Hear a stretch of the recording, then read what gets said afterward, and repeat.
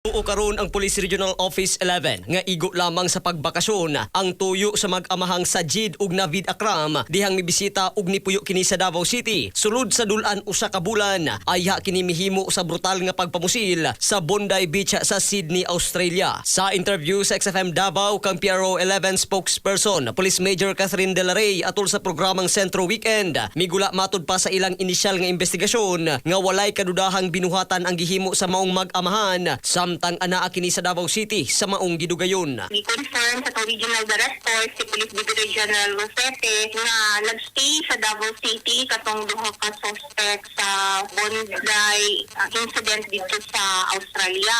Apan amo ang klaruhon na wala sila nag-training dito sa Davao kay wala may training camp or training center sa Davao sa ingon ana na mga aktibidades. Based naman to sa account sa kung ano normal na mga movement ng Manila, and then wala man daw kaayo nagagawas no niya mag-order lang po siya o kanang sila o pagkaon. So mo po na itong ginakuan kung sige nila ang tuyo diri sa syudad sa mga nakikita po sa mga CCTV so far pa lang ha na suntaman po nato nga wala po sila ni gawas outside Davao City. Gina-promote po dyan nato nga safe sila diri. So basing po nagbakasyon lang po ang papa o ang anak diri sa Davao. Kada mo lang kami mga kanang relax lang ba?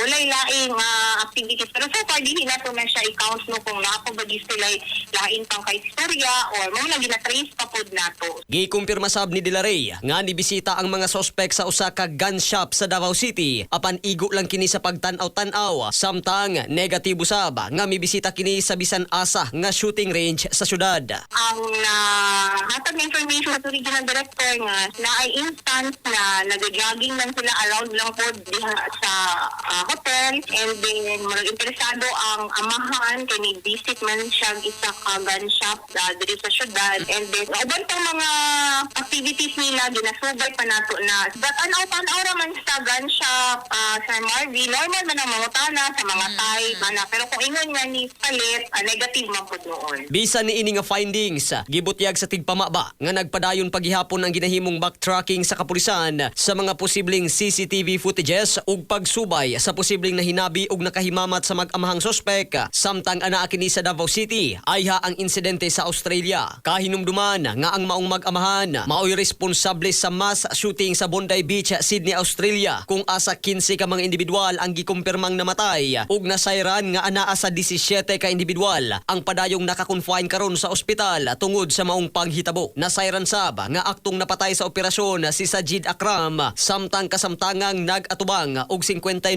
ka kaso ang 24 anyos nga anak niini nga si Navid Akram. Diin lakip sa giatubang nga kaso ang 15 ka ihap sa kasong murder ug pag-atubang sa kasong terrorist act samtang ilalom kini sa kustudiya sa mga otoridad sa Australia. Mga katropa, aron kanunay kitang healthy mag-Xanthone Vitamin C alang sa nakiusang Pilipino para sa Pilipinas. Katropang Marvin Ebano, XFM News.